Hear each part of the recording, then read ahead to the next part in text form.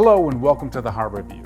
I'm Joe Collymore. James B Conroy is a much acclaimed author of various works concerning iconic leaders who have led our country during challenging times, including that of Abraham Lincoln. He has lived in Hingham since 1982 with his wife Lynn and is a member of the Hingham Historical Commission. Today we will explore where Jim's love for history came from, his knowledge of Hingham's history relative to the subjects of his books, and his perspective as to why this time of year, as much as any, reflects where we came from. Jim, thanks for coming out with us this afternoon. You know, you're an acclaimed author. You've written a number of books, and we're going to talk about that. But before we do, let's talk about what's your regular daytime gig, so to speak.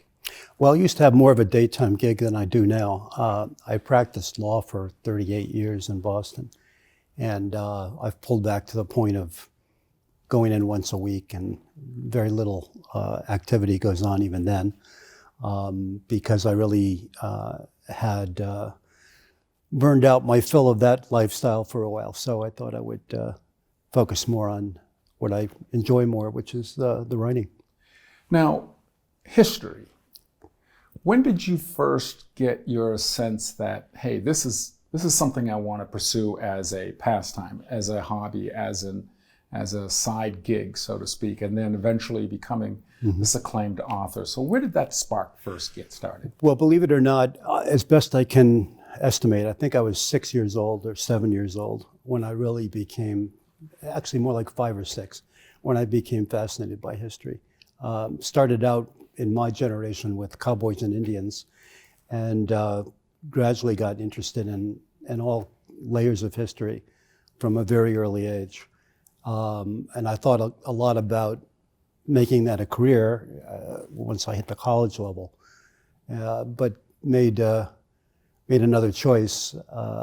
As I like to say, sometimes fell in with the wrong crowd and wound up in law school. But I enjoyed that too, and it was rewarding in a lot of ways, but I'm glad I'm doing what I'm doing now. So when did you write your first book? The first book came out in 2014. It took me about 4 years to do that because I was still full-time lawyering at the time. Okay. I did it on weekends and on the commuter boat to Boston and that kind of thing. And the title of that book? Title of that book is Our One Common Country, Abraham Lincoln and the Hampton Roads Peace Conference of 1865, which is about a very little known peace negotiation between Lincoln and 3 senior members of the Confederate government toward the end of the war. It's actually the understory in Steven Spielberg's Lincoln movie. People who remember the movie may recall a Lincoln meeting on a steamboat. That's right. With these Confederate officials. I was in the middle of writing the book when the movie came out. That was the first one. And the second one was Lincoln's White House. And now the third one that just came out a couple of months ago is Jefferson's White House. When we go back to the Hampton Roads Peace Accord, and I read a little bit of an excerpt about that, and what I found most fascinating was that Lincoln felt he was misunderstood, so to speak, on his position on slavery, as the attempt to sort of reach a peace agreement. One of the linchpins, as I understand it from the Confederate side, was that let's find a go slow path. Can we dial back the Emancipation Proclamation? Does that sound about right? Close, Okay. apart from the very last part. Lincoln basically was eager to find a way to negotiate an end to the war rather than to win it militarily. And 2 big reasons for that. One is to save lives, and the other was to avoid kind of humiliating the South and looking at 100 years of, hostility and resentment, and which is what we got, of course. And he sat down with these 3 very senior Confederate officials and proposed a 3-part plan to them, one of which was to basically pay, I think it was $300 million. It's been 5 years now since I wrote the book, but I think it was $300 million, which was a lot of money in those days. Still quite a lot of money, but much more in those days. that would come out of government bonds to the southern states to be distributed generally as a kind of a compensation for the slaves. You know, that you free the slaves, but we'll pay you Right. a compensatory sum to, you know, to make that arrangement. He was very much in favor of some kind of gradual transitional arrangement there, so that, you know, the enslaved people wouldn't be suddenly, you know, out on the street without any way to go in the world, and also that it would hopefully reduce this kind of hostility between the two sections. Didn't go anywhere, but that was his proposal. Fascinating, very fascinating. Yeah. Your latest book, let's talk about that. Jefferson's White House, Monticello on the Potomac. Right. What was the impetus to want to write about Jefferson, and more particularly his Monticello on the Potomac? I worked in Washington for 9 years, mainly on Capitol Hill as a speechwriter and press secretary. And I was always fascinated by what Washington would have been like in 1800 or 1805, when it was the new capital. You know, it had started in New York and then Philadelphia and became the capital in 1800 when Jefferson was president. So I was fascinated by this idea of this wilderness, you know, where they built the capital of the United States from scratch, and also by Jefferson, who was such a brilliant character. And so the combination was kind of irresistible. And it was a sort of a natural prequel to Lincoln's White House, which had been the second book. As a writer, particularly on these types of topics, again, we're talking presidents in particular, how do you go about finding your primary and secondary sources? Give us an idea of how you approach that. Well, happily enough, most of it's online these days. Okay. So there's relatively limited body of material that you have to go to the library somewhere far away to get at it. Although there's some of that, and I've done that for all three books. But most of it's online. In Lincoln's case, there's the collected works of Abraham Lincoln online. Basically every word he ever wrote, annotated and cross-referenced and all of that. So that's a starting point for Lincoln. And in the Jefferson scenario, it's similar. There's a website called Founders that has literally every letter that all of the founders ever wrote or received, also cross-referenced. You can search by date, by name, by keywords, and find all of that. So in both cases, I used those resources to start with to get a body of material about the White House, kind of reading through it all and gleaning out things that were little tidbits about the White House. Nobody had ever written a book about either White House. So I sort of started with that raw material, and then memoirs and published letters and newspapers and such from the time, always kind of culling out things that had to do with the White House. So a lot of research and organizing it in an outline so it could access it later and make a narrative out of it. But that's the basic system. You want to share with us a couple of tidbits from the book? Some interesting points of discovery? Sure. Where to begin? There's a lot. Well, I suppose I could tell you the basic sections of the book and what they deal with. One, on the physical end, Jefferson was a very talented amateur architect, probably one of the 2 or 3 best architects in the country, as well as all of his political and writing stature, and worked very closely with a professional architect by the name of Benjamin Latrobe to recreate the White House. He moved into it in 1800. The paint was barely dry. John Adams had only lived there for a couple of months, and it was almost a shell, really. And he and Benjamin Latrobe finished it and produced a real work of art. So that's part of the book. Another part of the book is the way he used the White House to democratize the presidency. You know, a large part of his mission in life at that point was to deflect away from a trend toward oligarchy, even monarchy, from the High Federalists, as they were called, Alexander Hamilton, and to some extent Washington and Adams and others, who really believed in protecting the elite and very suspicious of democracy. People don't understand that much these days, but there was a real battle in those days between the populists like Jefferson, who wanted a democratically based, population-based, bottom-up system, and the kind of elitists, the wealthy, who wanted to favor that part of society and keep control of the other part. So Jefferson, being the democracy advocate, stripped away all the sort of glitter and pomp and regal flavor that had hung over Washington and Adams, made it very simple, dressed very simply, opened his door there to anyone, literally, who wanted to come and talk to him. If you or I had showed up at the door and knocked on the front door, we'd have been let in and shown into the waiting room, and in 15 minutes, out would come Thomas Jefferson to chat with us.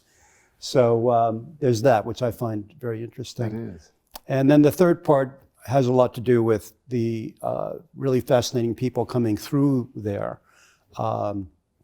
American Indians brought back by Lewis and Clark, or sent back by Lewis and Clark from 1,800 miles away, which might have been the moon to these people. That's a very interesting part of it. The way we don't have time to get into all this, but the way he was trying to create a transitional phasing out of slavery as well. A lot of people don't know that he was a very anti-slavery politician, and you don't get too far in Virginia in the 1780s being in that box. So he sort of banged his head against the wall for 10 years in the legislature down there and in the courts, really got nowhere with it, and realized his generation wasn't going to do that.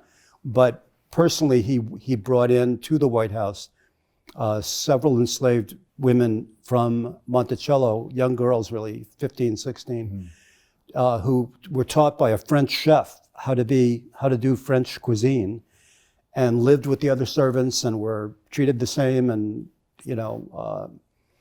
integrated into the system there. Those are the basic elements of the book, and I'm happy to see it well received by Jefferson scholars who have written favorably about it. Now, I understand that the actual cover of the book, and let's take a look at this. Sure. The actual cover of the book, and I want to show it here. The illustration is by a local Hingham artist? Yeah, Joan Broncoli did the cover art from scratch, working with materials we had and had found engravings and descriptions of what the White House looked at that time, a very rustic, almost really in the middle of the country is what it was. You see the two boys kind of fishing in the stream below the White House. So we were very pleased with Joan's work there, and it's attractive. It is very attractive indeed, and it's nice that you have that kind of a local connection. You obviously are a member on the Hingham Historical Commission, is that correct? I am. How long have you been on the Historical Commission? I think it's been over 2 years. Well, it's been over 2 years now. I think I'm in my third year, yeah. You're enjoying it? I do. Having a good time with it? Yeah, it's once a month we meet, and we have other projects and things that are ongoing. We're sponsoring an essay contest at the high school for high school students to write about Hingham history, $500 award, and good resume material for college admissions. And we're working on a bunch of other things that it's enjoyable, yeah. Now, in the work of the Historical Commission, and there are a few structures that will be making its way through the approval process, if you will, in terms of qualifying for historic designation and the like. Can you share with us a little bit about what that process looks like as it engages the Historical Commission? Sure. Well, there's a register of historic properties in town. And once a building is on the registry, there are restrictions about what you can do with the exterior, and you can't turn a 18th century or even 17th century house into a McMansion, things along those lines. And it begins, but sometimes by the owners or others who want to put it on the register, sometimes by people who don't own it, who think it should be on the register. And there are also historic districts in town that have been set up in most of the obvious places where the concentration of old buildings is, and there are restraints on the exterior of those and what can be built and not built and such. And that's actually more the Historic Districts Commission, which is a distinct body from ours. But the town is developing, as everybody who lives here knows, and I, for one, would like to make sure we do what we reasonably can to preserve the historic character of this town, which is really a treasure, a national treasure. Sure, indeed. Especially when we talk about the vision for Hingham going forward. Right. What else would you like to tell us about? And what's your next book? What's the next project you're working on? I'm sort of buzzing around a couple of ideas. I haven't lighted on one yet. Okay. but we'll see. The other three have all been nonfiction. I'm toying with the idea of a novel, which I've never done, but maybe I'll go back to the tried and true as well. We'll see. Still thinking it through. Going back to your early beginnings, where are you originally from? Bridgeport, Connecticut. And then from there, after college, where'd you end up? Washington, D.C. And I understand that you were also in the reserves, the Navy Reserves? I was. You was? In my younger days. Okay. Yeah, they wouldn't have me now, I'm afraid. And during those years, in your early years, being a history buff, if you will, did you find that some of those experiences manifesting in some of the work that you were doing?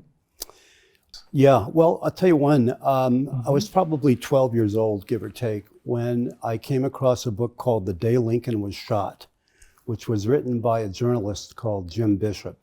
It was a popular book at the time, and it focused literally on that one day. There was nothing before that day and nothing after that day. The whole book was hour by hour what had happened, on that day regarding the Lincoln assassination.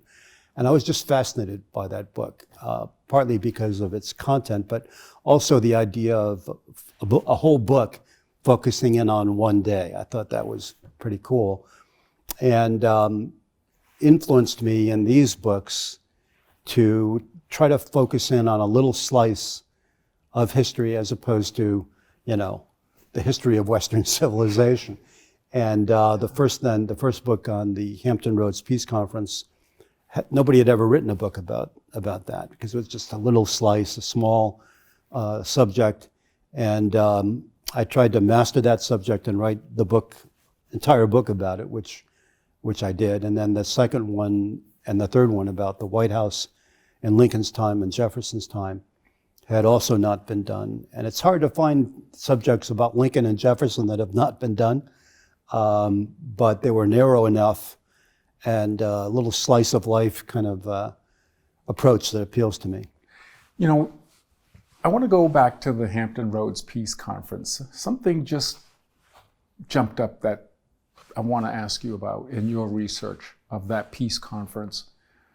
Is there any truth to the matter that Lincoln was escorted by an all-black regiment to that peace conference? Not the 54th from Massachusetts, but perhaps a smaller regiment locally, and that it was intentional on Lincoln's part to show the Confederacy that, hey, this is our strength, this is our purpose, if you will. The short answer is that Spielberg invented that. Oh, okay, so it was an invention. It was an invention of really? Spielberg's. That didn't happen. Okay. No, but he did take a very strong personal interest in that aspect of the war, and there's just little, if any, doubt that the war could not have been won without those regiments. And he and Seward, as Secretary of State, were obviously indispensable to the idea of creating those regiments. There was a lot of opposition to them at the time. Right. He was the president and it made it happen. But it did not have anything to do with the peace conference. I see. In the Spielberg movie, Lincoln, it shows the Confederate peace negotiators getting out of their carriages and confronting this black regiment, kind of glowering at them. That was just made up, I'm afraid. I see. Okay. You tour the community and you share and you speak. Can you tell us a little bit about that?